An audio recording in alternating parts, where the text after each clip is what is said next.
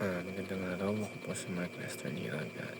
Ito po ang aking daily devotion ngayong October 19. Naglaho na nga ba ang katotohanan? Truth. Na tinalakay po ni Pastor Arthur Ramos sa 365 Daily Devotion. Ang Bible verse po ng araw ay galing sa Revelation chapter 12 verse 9. Sabi po ay, "The great dragon was hurled down, that ancient serpent called the devil or Satan, who leads the whole world astray. He was hurled to the earth and his angels with him."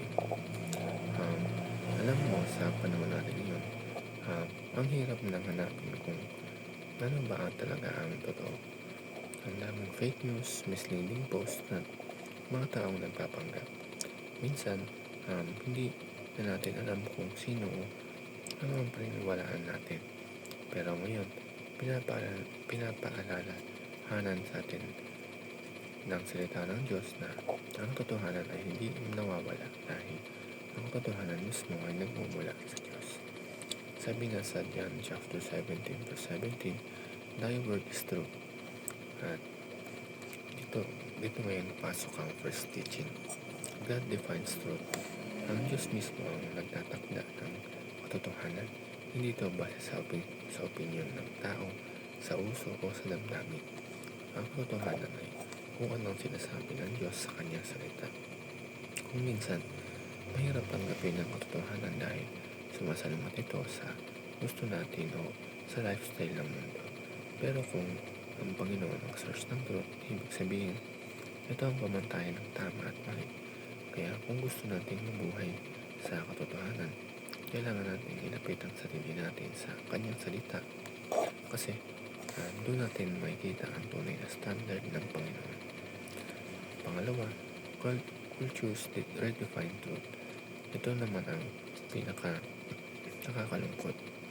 Habang tumatagal, mas nagiging normal sa mundo ang sariling version ng truth. Parang sinasabi ng iba, my truth is my truth, my truth is your truth. Pero kung iisipin mo, hindi pwedeng maraming version ng truth. Kasi ang totoo, iisa lang dapat. Ang kultura ngayon ay parang gusto laging i-adjust ang tama. Depende sa convenience o sa kung ano ang popular. Pero tandaan natin, ang totohanan ng Diyos ay hindi nagbabago. Kung kasalanan ito ngayon, kasalanan pa rin ito ngayon. Ang last, Jesus is the truth. Sabi ni Jesus sa John chapter 14 verse 6, "I am the way, the truth, and the life." Ang ganda nito kasi hindi lang siya nagtuturo ng katotohanan, siya mismo ang katotohanan. Ibig sabihin, kung gusto natin makilala kung ano ang totoo, kailangan makilala natin si Jesus. Dahil sa Kanya, walang deception, walang contradiction at walang pagkakamali. Siya ang nagbubukas ng ating mga mata sa tama.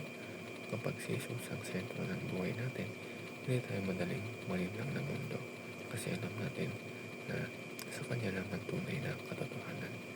Yun lamang po.